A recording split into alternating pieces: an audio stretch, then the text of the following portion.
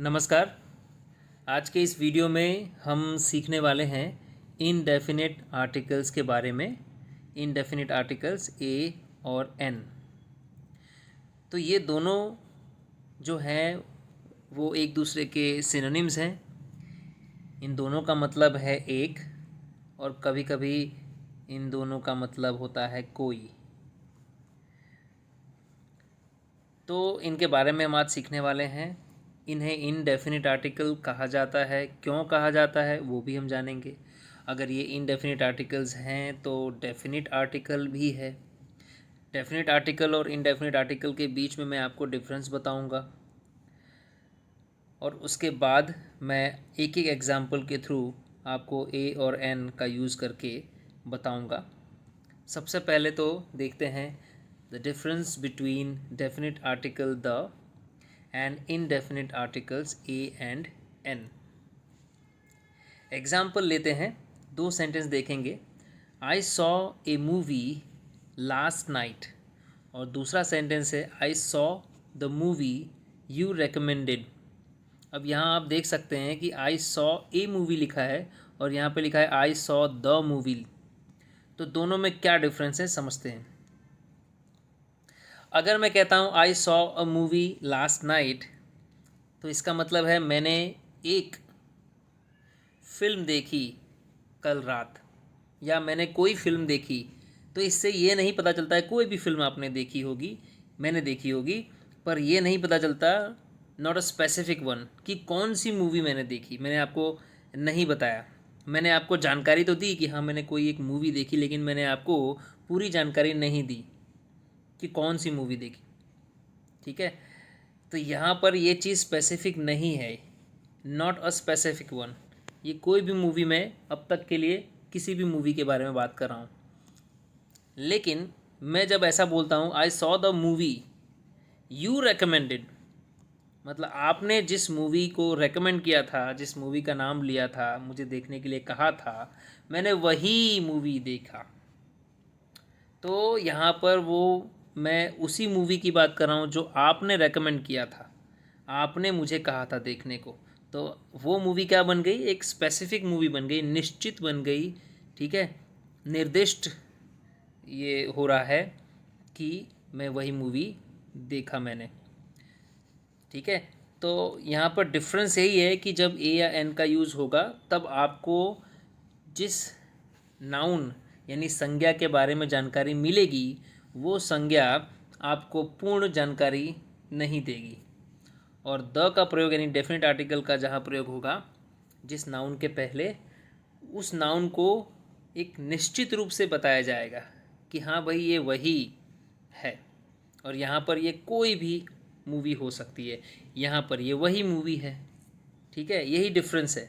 इसीलिए हम इसे डेफिनेट कहते हैं कि हाँ डेफिनेटली मैंने वही मूवी देखी जो आपने रेकमेंड किया था। और यहाँ पर इनडेफिनिट हो जाएगा ये, क्योंकि मैंने कोई भी मूवी देखी, मैंने आपको बताया नहीं कि मैंने स्पेसिफिकली कौन सी मूवी देखी। तो यहाँ पर आपको क्लियर हो गया होगा। फिर भी एक और एग्जाम्पल ले लेते हैं। शी एट एन एप्पल, उसने एक सेब खाया। तो वो सेब कोई भी सेब हो सकता है, नॉट अ स्पेसिफिक। ठीक है, कोई विशेष तो नहीं, कोई निश्चित सेब तो नहीं था। मैंने कोई भी एक सेब खा लिया या उसने खा लिया। The apple she ate was delicious. अब यहाँ पर जो एप्पल उसने खाया वह स्वादिष्ट था।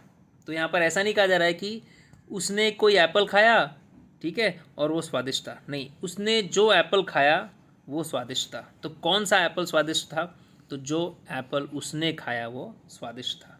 इन दोनों में डिफरेंस आपको अच्छी तरह से मालूम पड़ रहा होगा। इसीलिए इसे इनडेफिनिट कहेंगे और इसे क्या कहेंगे, डेफिनिट। एक और एग्जांपल से मैं आपको बता देता हूँ, हिंदी में एग्जांपल्स दो मैं आपको देता हूँ।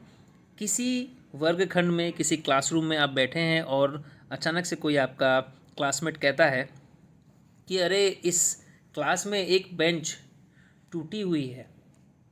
ठीक है, इसको इंग्लिश में कहेंगे कि देयर इज़ अ बेंच और there is a broken bench in this class. तब आपको इतनी तो जानकारी मिल रही है कि हाँ भाई कोई बेंच है जो टूटी हुई है, लेकिन ये जानकारी पूरी तरह से नहीं मिल रही है कि कौन सी बेंच टूटी हुई है। आपको हो सकता है वो बेंच ढूंढने में थोड़ा सा टाइम लगे।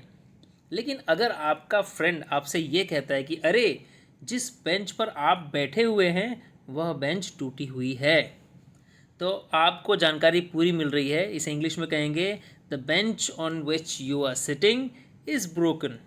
तो आपको बिल्कुल ढूंढना नहीं पड़ेगा, बिल्कुल भी समय नहीं लगेगा आपको ये पता करने में कि कौन सी बेंच टूटी हुई है। ठीक है, तो पहले सेंटेंस में मैंने उस फ्रेंड ने क्या बोला, किसका प्रयोग किया, a. Okay, there is a bench which is broken. और दूसरे सेंटेंस में उसी फ्रेंड ने क्या कहा, द बेंच बोला, on which you are sitting is broken. तो इस तरह से डिफरेंस होता है। अब ये डिफरेंस समझने के बाद हम देखते हैं कि कहाँ आपको ए या एन का प्रयोग करना है, किसके पहले करना है या कहाँ करना है वाक्य में। तो बहुत ही सिंपल सा एक डेफिनेशन है, वो ये है कि वी ऑलवेज यूज़ ए और an before a singular countable noun. तो जब भी हम ए या एन का प्रयोग करते हैं तो हम सिंगुलर काउंटेबल नाउन के लिए ही करते हैं और उसके पहले करते हैं वाक्य में। लेकिन यहाँ पर एक सवाल ये उठता है कि हम ए का प्रयोग कब करें और एन का प्रयोग कब करें। इतना तो क्लियर है। क्या क्लियर है कि भाई हमें ए या एन का प्रयोग सिंगुलर काउंटेबल नाउन के लिए करना है।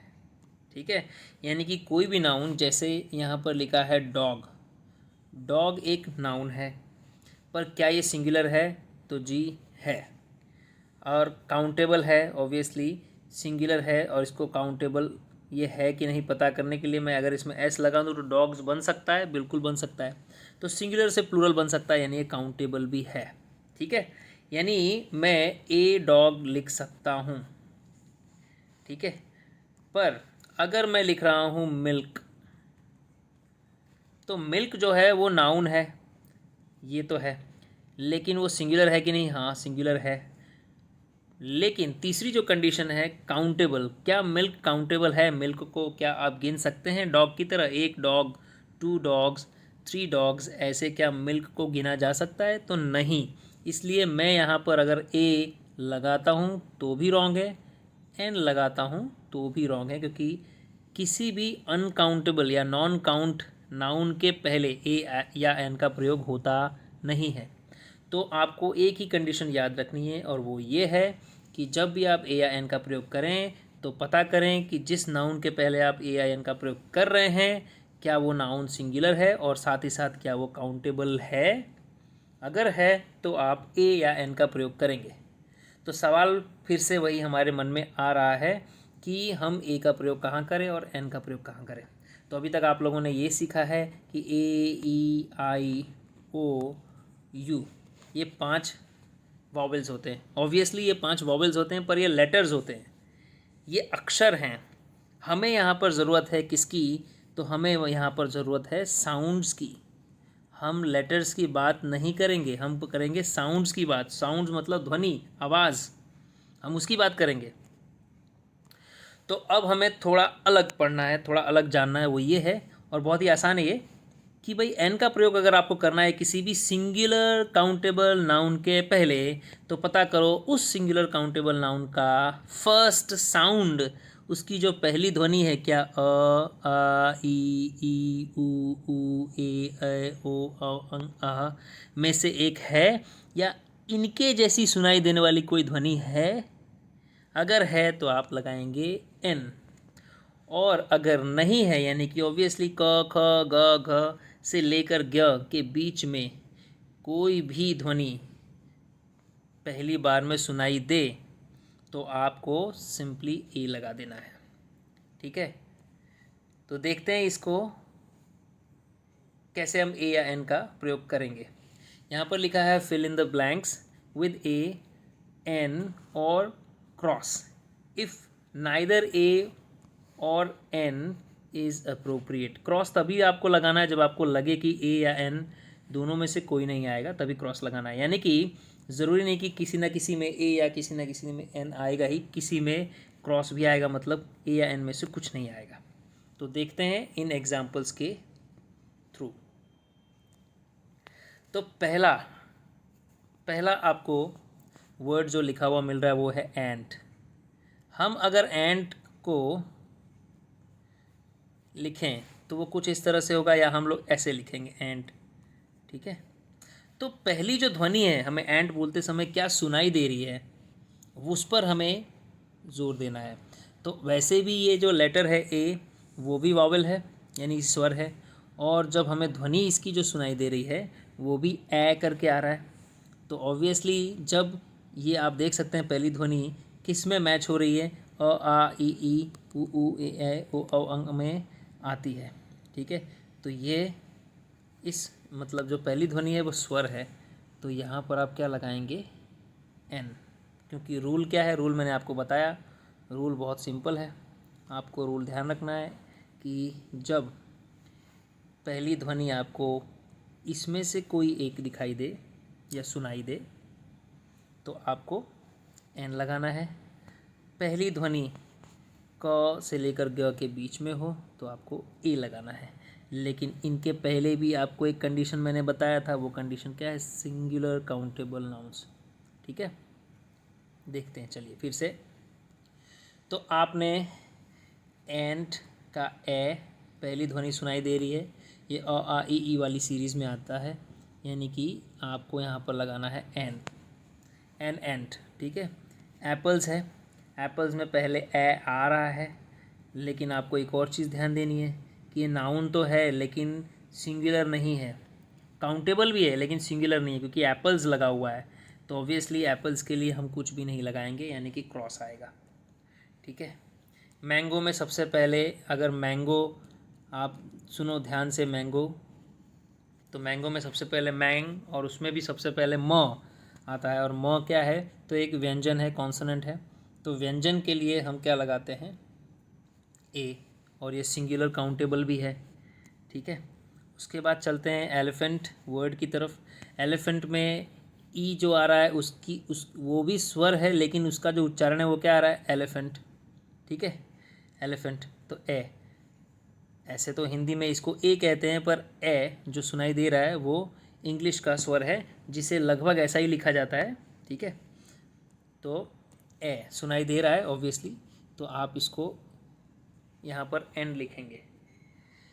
उसी तरह से यहाँ पर देखिए एलिफेंट का एलिफेंट्स कर दिया है, प्लूरल कर दिया है, जबकि हमें मालूम है कि हम कभी भी ए या एन का प्रयोग सिंगुलर काउंटेबल नाउन के पहले ही करेंगे। ये तो प्लूरल हो गया, इसलिए यहाँ कुछ भी नहीं आएगा।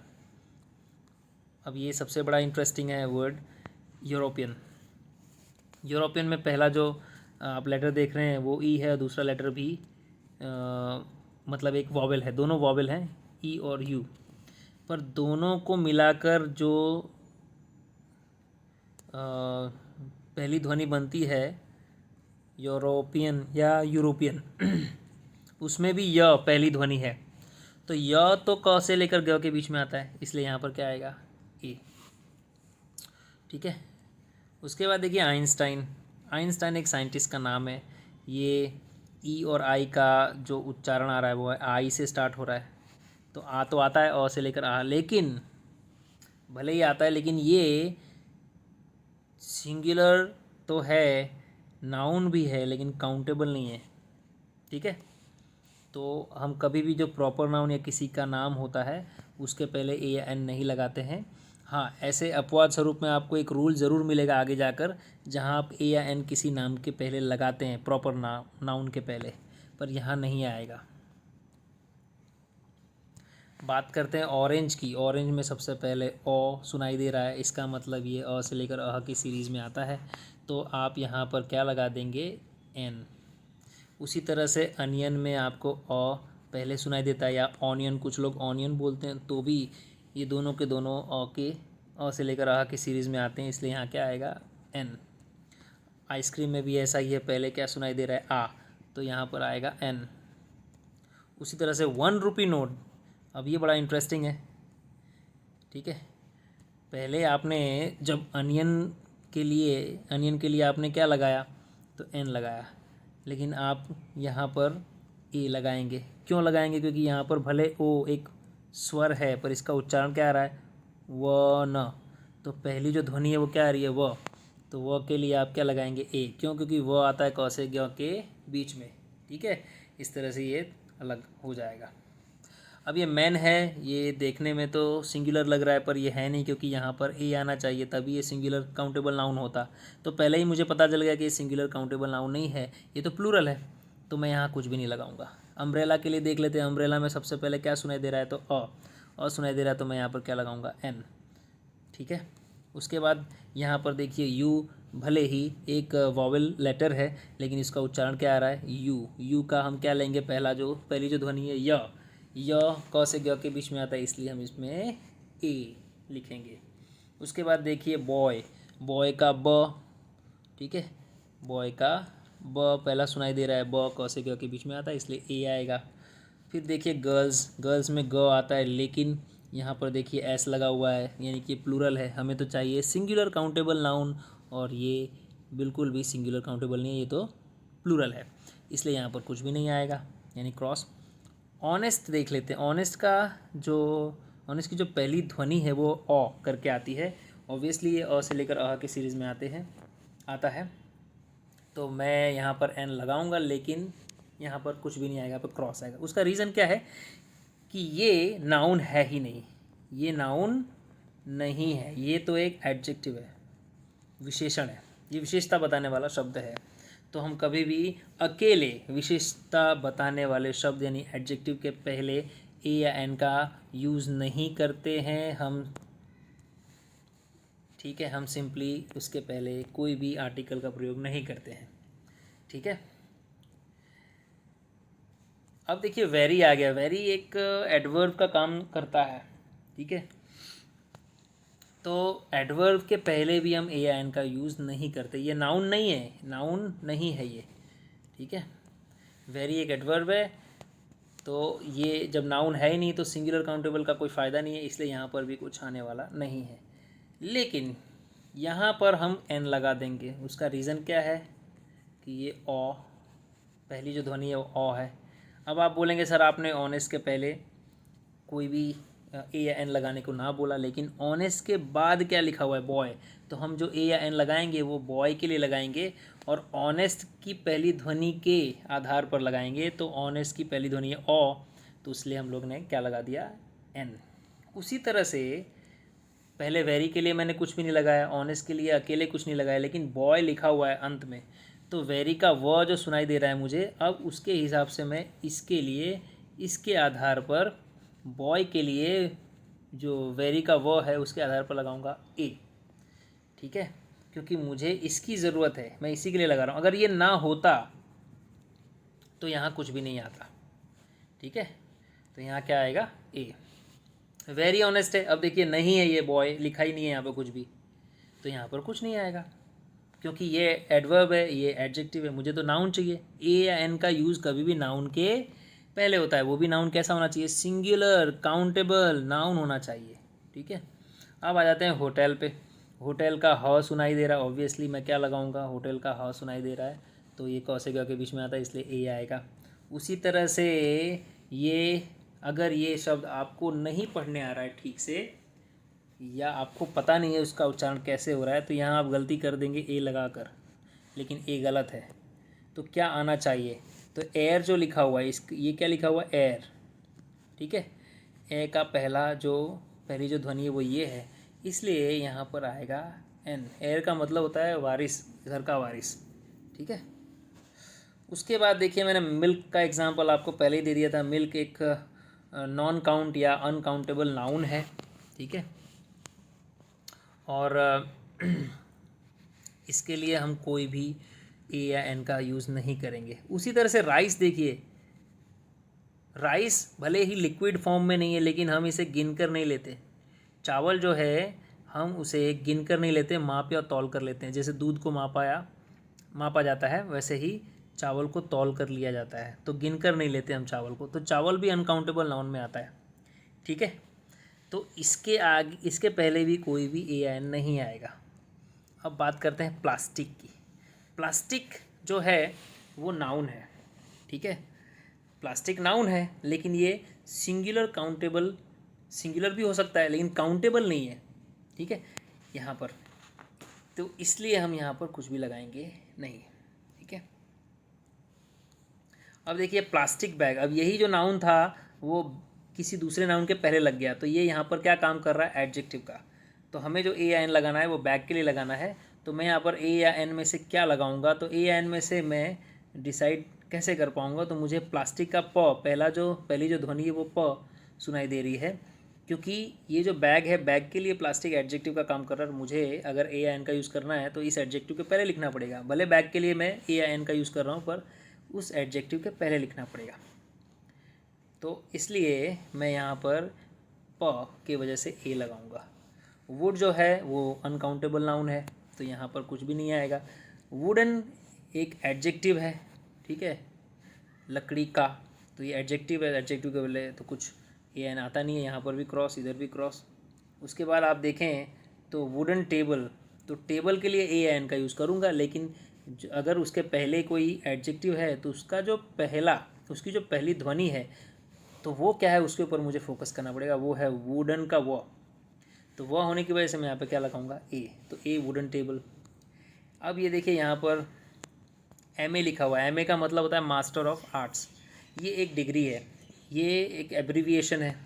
ठीक है, अब यहाँ आपको ध्यान देना है कि भले लेटर दो हैं, अक्षर दो हैं, पर इनका उच्चारण क्या है ये ध्यान दीजिए, एम ए। देखिए इसका, सिर्फ इसका उच्चारण करें तो दो ध्वनियाँ सुनाई देती हैं, एम एम।